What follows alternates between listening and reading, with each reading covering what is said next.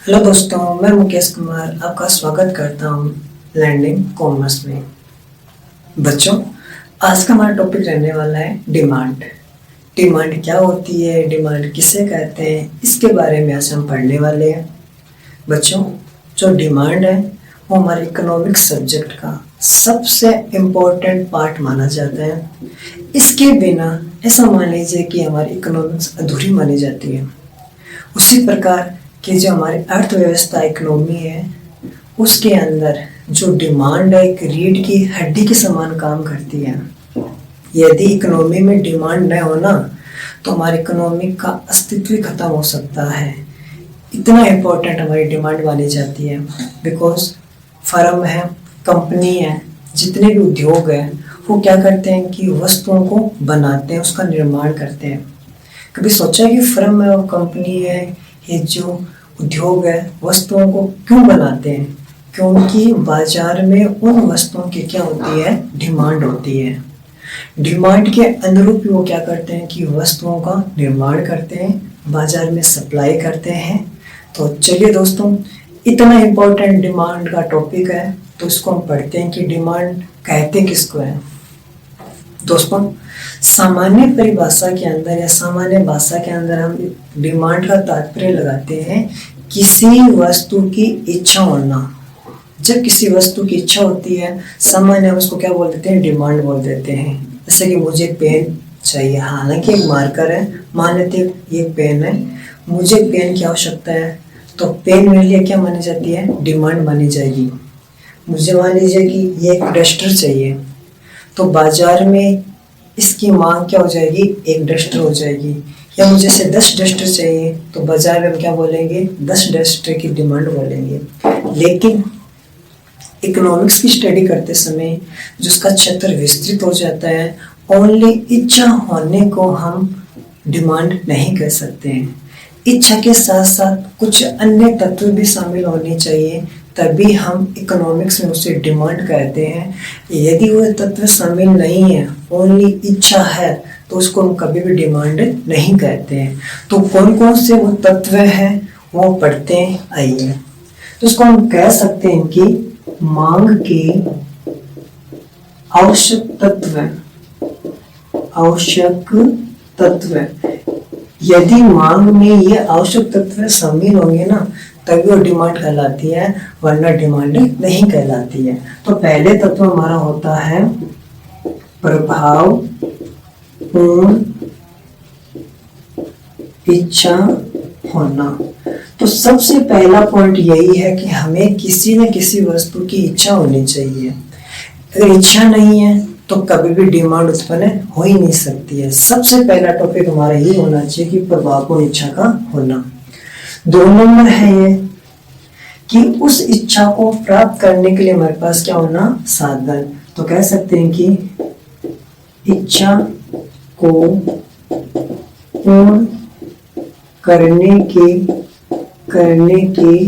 लिए साधन होना।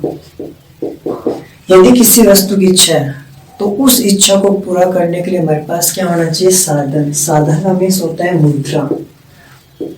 साधन का मीन्स क्या है, मुद्रा। साधन, हर वह वस्तु साधन कहलाती है जिसके माध्यम से हमारी आवश्यकताएं क्या होती है, पूरी होती है। तो आज हम कोई वस्तु लेकर आते हैं, उसके बदले में मुद्रा पैसे देना पड़ते हैं। तो मान लीजिए मुझे पेन की आवश्यकता, मान लो 10 रुपये का पेन है।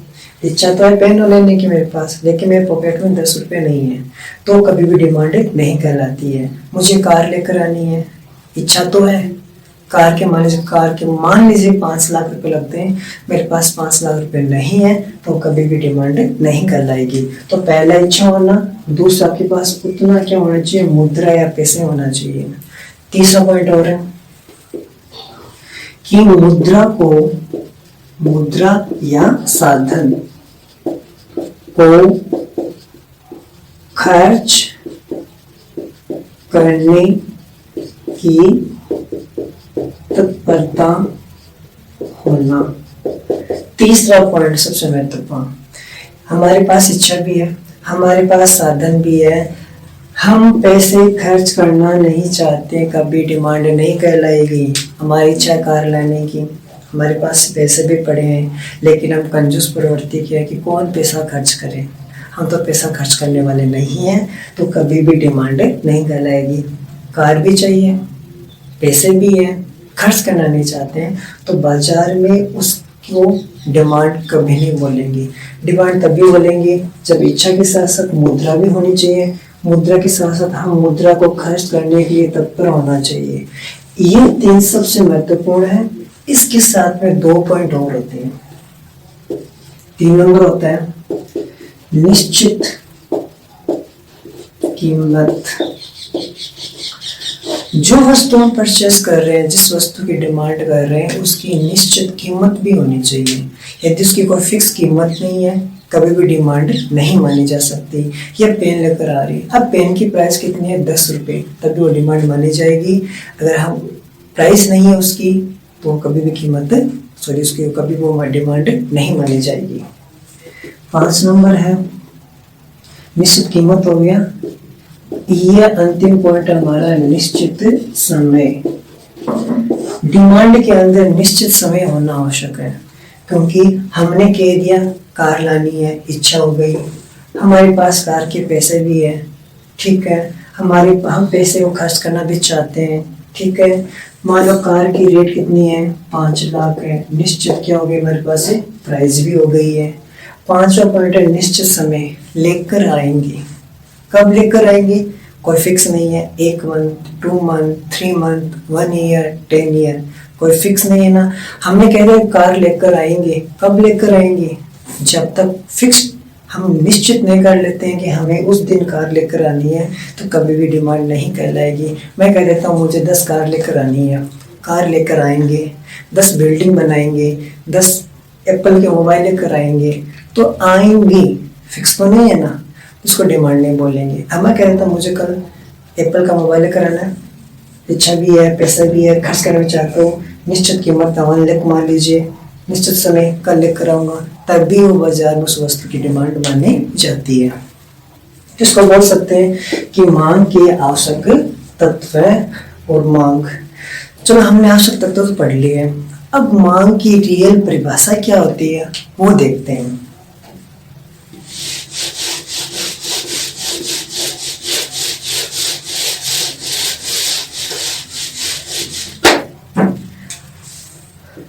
देखो, मांग को हमने समझ लिया है कि उसमें 5 तत्व होने चाहिए। अब मांग को परिभाषित करते हैं। मांग की परिभाषा क्या है कि एक निश्चित समय में, क्योंकि अभी मैंने 5वां टॉपिक पढ़ा था, निश्चित समय होना चाहिए। जब किसी का अध्ययन करते हैं तो हमेशा निश्चित समय होना चाहिए। निश्चित समय में किसी का अध्ययन किया जाता है। एक निश्चित समय में वस्तु की विभिन्न कीमतों पर उपभोक्ता द्वारा मांगी जाने वाली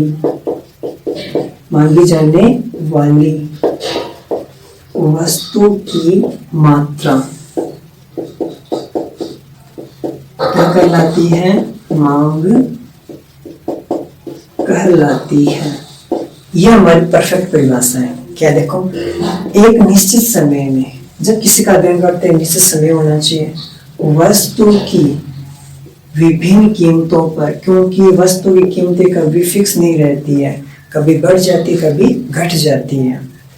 उपभोक्ता द्वारा, वस्तु की मांग कौन करता है? उपभोक्ता करता है, इसलिए परिभाषा में लिखेंगे उपभोक्ता द्वारा मांगी जाने वाली वस्तु की मात्रा, क्योंकि वस्तु की जो डिमांड है, एक उपभोक्ता भिन्न भिन्न कीमत पर भिन्न भिन्न डिमांड करता है, तब कहा गया है कि मांगी जाने वाली वस्तु की मात्रा क्या कहलाती है? मांग कहलाती है। फॉर एग्जाम्पल, हम मार्केट जाते हैं, सेव लेकर आनी है हमें, ठीक है, सेव की प्राइस दे रखी है 100 रुपये पर केजी दे रखी है।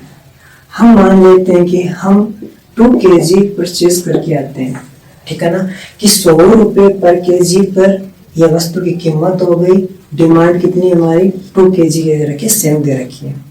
तो 100 रुपये per केजी हमारी क्या है, डिमांड है। विभिन्न कीमतों पर मान लीजिए कि 3-4 दिन बाद वापस मार्केट जाते हैं, उस समय वस्तु सेव की प्राइस हो जाती है 150 रुपये पर केजी। सामान्य बात है, हम क्या सोचेंगे, अरे यार 2 दिन पहले आए तब तो प्राइस 100 रुपये थी, लेकिन आज प्राइस कितनी हो गई है, बढ़कर 150 रुपये पर केजी हो जाती है। उपभोक्ता का स्वाभाविक व्यवहार क्या है कि कीमत बढ़ जाती है तो हम मांग क्या करते हैं, कम कर देते हैं कि जब नेक्स्ट बार आएंगे, जब वस्तु की प्राइस कम हो जाएगी ना, तब वस्तु परचेज करेंगे। हम क्या करते हैं, उस दिन 1 केजी सेव लेकर आ जाते हैं। वस्तु कीमत बढ़ गई, हमने वस्तु की मांग घटा देती है। थोड़े दिन बाद वापस जाते हैं, 3-4 दिन बाद, उस समय क्या होती है, मान लीजिए कि वस्तु की प्राइस सेव हो जाती है 150 रुपये पर केजी। हम क्या करते हैं, अरे यार उस दिन तो 150 रुपये पर केजी दे रहे थे, आज 50 में पर केजी दे रहे हैं। हम क्या करते हैं कि डिमांड बढ़ा देते हैं, हम 3 केजी लेकर आ जाते हैं, क्योंकि उस दिन 150 में कितने केजी आ रही थी, 1 केजी आ रही थी। आज 150 रुपये खर्च हो रहे हैं, कितने केजी आ रही है, 3 केजी। डिमांड देखो, कीमतें क्या हो गई, कम, डिमांड क्या हो जाती है, बढ़ जाती है। तब कहा जाता है वस्तु की विभिन्न कीमतों पर 100 रुपये, 150, 50 रुपये उपभोक्ता द्वारा मांगी जाने वाली वस्तु की मात्रा 100 पर 2 केजी है, 150 पर 1 केजी है, 50 पर 3 केजी है। कीमतें बदल रही है, डिमांड भी क्या होती है, बदल रही होती है। तो इसको हम क्या कहते हैं, डिमांड। कौन सी डिमांड, 100 पर 2 केजी डिमांड है, 150 पर 1 केजी डिमांड है, 50 पर क्या है, 3 केजी डिमांड है। ये हमारा कहलाती है मांग। ये जो हमारे इकोनॉमिक के अंदर सबसे महत्वपूर्ण पॉइंट होता है, जो पूरा इकोनॉमिक हमारा डिमांड के ऊपर टिका हुआ रहता है। आई होप दोस्तों आपको डिमांड के बारे में पता चल गया होगा, डिमांड किसे कहते हैं। आप इसका स्क्रीनशॉट लेना चाहते हैं तो ले सकते हो। तो बच्चों, आने वाली जो वीडियोस हैं, हम डिमांड के ऊपर ही वीडियो बनाएंगे। इस पर बहुत बड़ा टॉपिक दे रखा है, डिमांड के प्रकार क्या है, डिमांड विस्तार क्या होता है, वक्र क्या होता है, इसके बारे में हम पढ़ेंगे। आपको पसंद आए वीडियो तो वीडियो को लाइक करना है, शेयर करना है, कमेंट सेक्शन में वीडियो कैसा लगा है इसके बारे में लिखना है। और ऐसा कोई कंसेप्ट जो आपको समझ नहीं आ रहा है, आप कमेंट सेक्शन में लिखना, मैं उसके आधार पर वीडियो बनाऊंगा जिससे आपको हेल्प रहेगा। और सब्सक्राइब करना, ठीक है बच्चों। मिलते हैं अगली वीडियो के अंदर। Thank you.